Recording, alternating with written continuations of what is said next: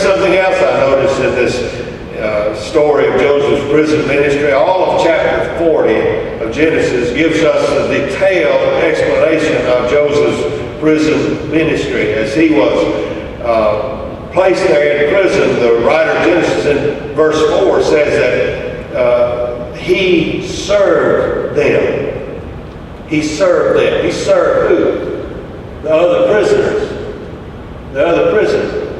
Now that's almost a strange thing, isn't it? Because what we find here is that Joseph is willing to endure the trouble that comes his way in order to prepare himself for God's service in the future. You see, our preparation always has a here and now component. We're not ever called to just wring our hands in despair, throw our hands up in the air and give up. That is not what God calls us to do. God always calls us to action in the here and now to prepare for His preferred future. I think that's true of an individual. It's also true of a church. What Joseph did, he saw this as an opportunity to serve. That reminded me of a wonderful truth that we read in the New Testament in the book of James. You will remember this great admonition from James, the half-brother of Jesus, when he said, "Consider it all joy, my brethren, when you encounter various trials, knowing that the testing of your faith produces endurance, and let endurance have its perfect result, that you may be perfect and complete, lacking in nothing." See, that's what was happening in Joseph's experience. Every time something bad happened to him, he somehow was able to recognize this was God's hand at work in his life. And therefore, he did not just give up and despair and lose hope. Instead, he looked for what it was that God was doing in his life. And he allowed God's trials in his life to have their perfect work in him. And it brought him to a place where he could be used not only for his own benefit, but for the benefit of his family, for the benefit of the nation of Egypt, and indeed for the benefit of all of that region of the world. For had it not been for Joseph, it is quite possible that the famine would have exacted a horrific toll in loss of life in that day that was averted and avoided because of Joseph's ministry. But you see, there was a time of preparation. The preparation was seen in the fact that Joseph served. He found something to do. It's also seen in the fact that Joseph cared for people. He was sincere in his service. 2 people were cast into prison with him that are named. Now, obviously, there were many other prisoners. But Pharaoh had 2 servants who were very high-ranking in his household, and he became angry with both of them and had them cast into prison. And they were the ones that Joseph was serving, and those were the 2 men that he cared for. His care was seen not only in the way that he served them while they were in prison, but when he went in one morning and both of them had a sad look on their face, he didn't just dismiss it. He said, "What's wrong? What's going on? Tell me, how can I help you?" Now, that almost is a ridiculous thing to me in a way, because why would anybody not be sad in prison? I have been involved in prison ministry for many years.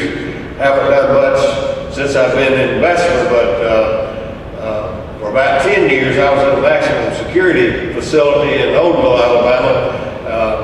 Joked with a lot of people. I spent more time in there than a lot of the inmates did. But the good thing about my prison ministry was that, I had to go in and they locked the doors behind me. When I came back, they had opened the doors and let me out. That was a good thing. Those prisoners didn't have that opportunity. And there were a lot of people in prison I saw who were sad. They didn't want to be there. They were just like Joseph.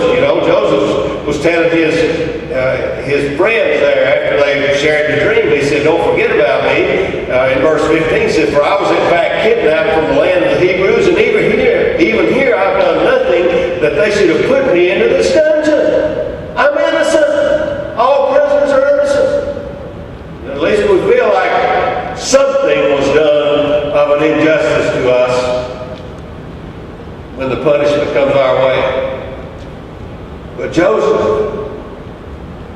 Joseph was looking for a way to minister to these people, and he sincerely cared about them.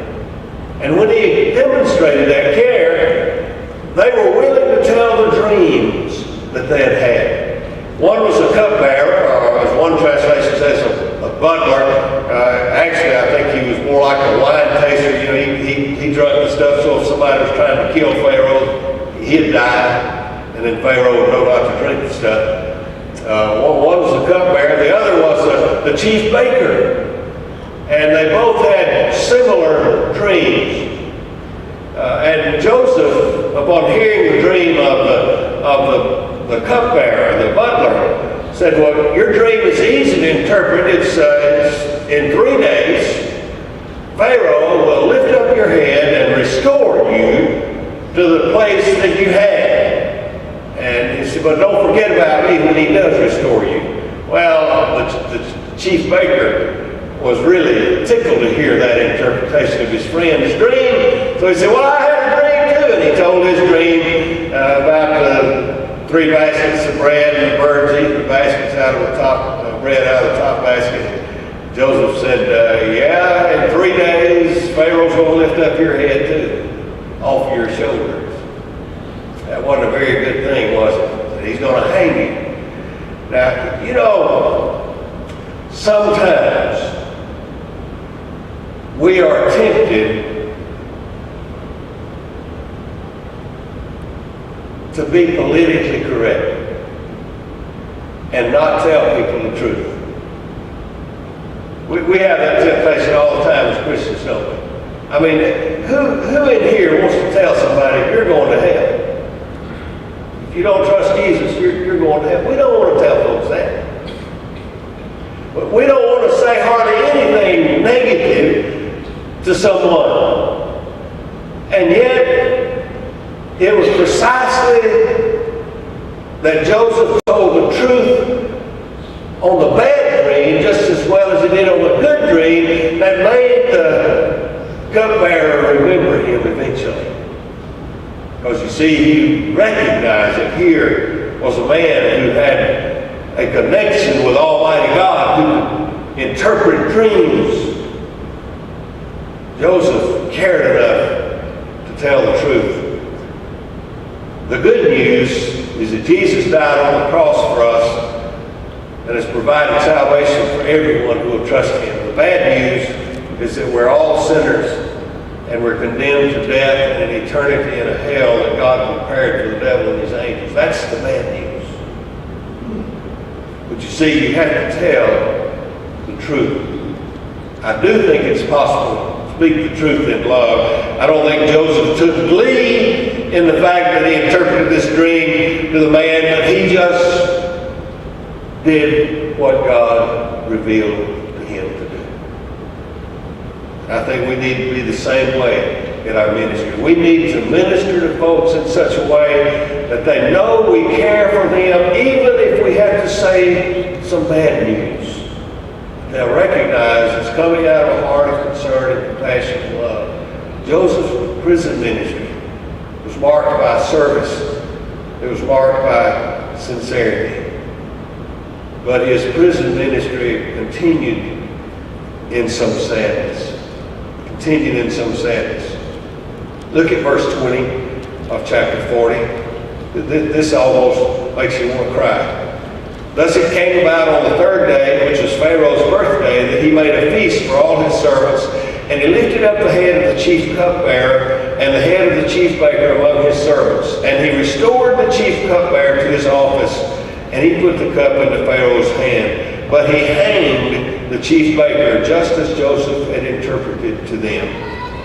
One of the saddest verses in the Bible right here. Yet the chief cupbearer did not remember Joseph, but forgot.